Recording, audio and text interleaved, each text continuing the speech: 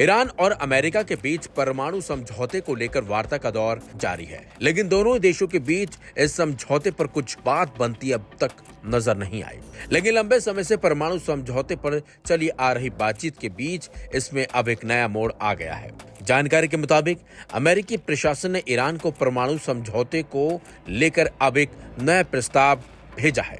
यह प्रस्ताव ऐसे समय पर आया है जब अंतर्राष्ट्रीय परमाणु ऊर्जा एजेंसी यानी कि IAEA ने ईरान की यूरेनियम संवर्धन गतिविधियों को लेकर गंभीर चिंता जताई है। जानकारी के मुताबिक अमेरिका ने 31 मई को ईरान को तेहरान और वॉशिंगटन के बीच परमाणु समझौते के लिए एक प्रस्ताव भेजा है। ईरान के विदेश मंत्री अब्बास अरागची ने कहा कि उन्हें अमेरिकी समझौते के तत्व प्रस्तुत किए गए। अब्बास अरागची ने पुष्टि की कि उन्हें अपने ओमानी समकक्ष बद्र अल बुसैदी से इस समझौते के बारे में जानकारी मिली है।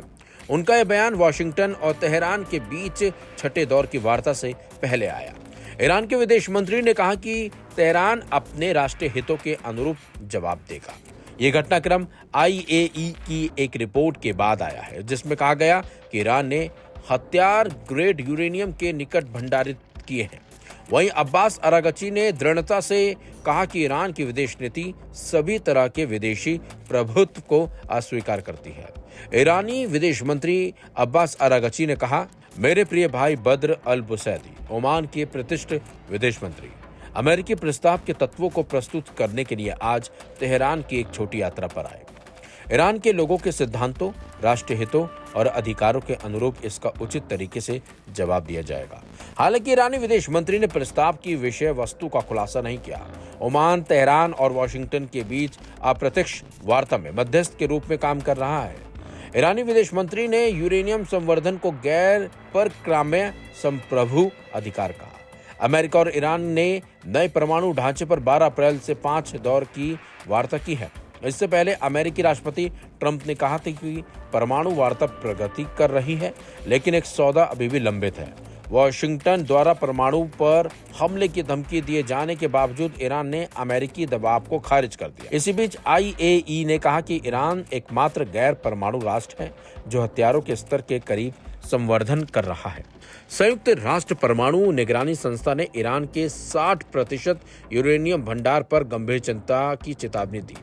अमेरिकी अधिकारियों ने WSJ को बताया कि ईरान 2 हफ्ते में 90% यूरेनियम में परिवर्तित हो सकता है।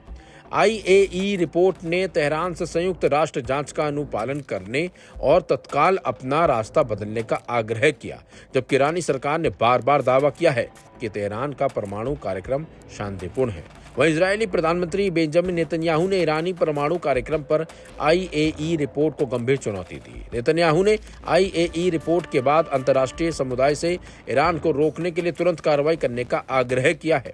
आपको बता दें, IAEA की रिपोर्ट ने अमेरिका, ब्रिटेन, फ्रांस और जर्मनी जैसे देशों को ईरान पर दबाव बनाने का एक और मजबूत आधार दे दिया है। हालांकि ईरान लगातार ये दावा करता रहा है कि उसका परमाणु कार्यक्रम शांति और ऊर्जा जरूरतों के लिए है, लेकिन पश्चिमी देश इसे लेकर आशंकित हैं। दरअसल बीते कुछ हफ्तों में ईरान और अमेरिका के बीच कई वार्ताएं हो चुकी हैं, लेकिन ये नया प्रस्ताव बताता है कि दोनों देश बातचीत के जरिए समाधान की तलाश में हैं। हालांकि ईरान का जवाब ही तय करेगा कि ये प्रस्ताव तनाव घटाएगा या फिर नया विवाद खड़ा करेगा।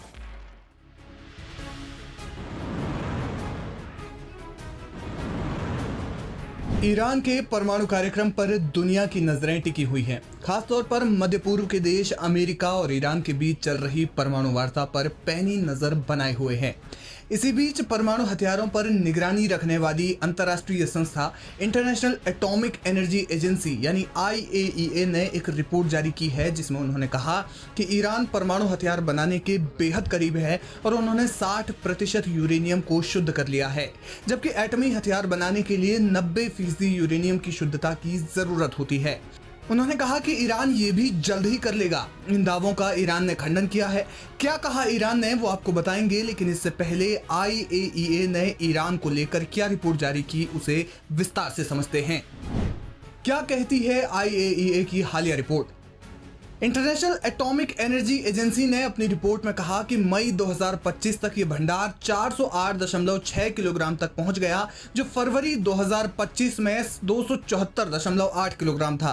ये 50% की वृद्धि को दर्शाता है। 60% संवर्धन स्तर हथियार ग्रेड यूरेनियम यानी कि 90% के बहुत करीब है और IAEA के अनुसार अगर ये मात्रा और संवर्धित की जाए तो लगभग 9 से 10 परमाणु हथियार बनाने के लिए पर्याप्त हैं।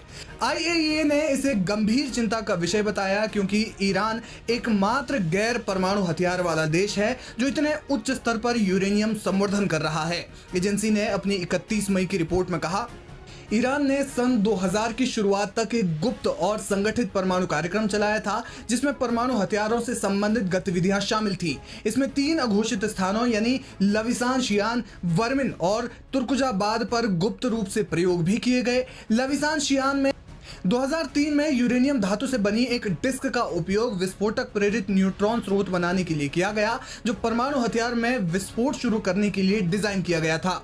तुर्कजाबाद में 2009 से 2018 तक परमाणु सामग्री या फिर भारी रूप से दूषित उपकरण रखे गए थे।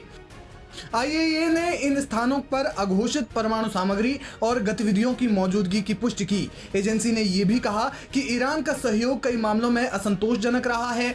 ईरान ने 2 स्थानों पर पाए गए यूरेनियम के निशानों के बारे में स्पष्टीकरण देने से इनकार कर दिया है और IAEA के अनुभवी निरीक्षकों को सितंबर 2023 से प्रतिबंधित कर रखा है। इसके बाद ईरान के विदेश मंत्रालय ने IAEA के इन दावों का खंडन किया और कहा कि उन पर निराधार आरोप लगाए जा रहे हैं।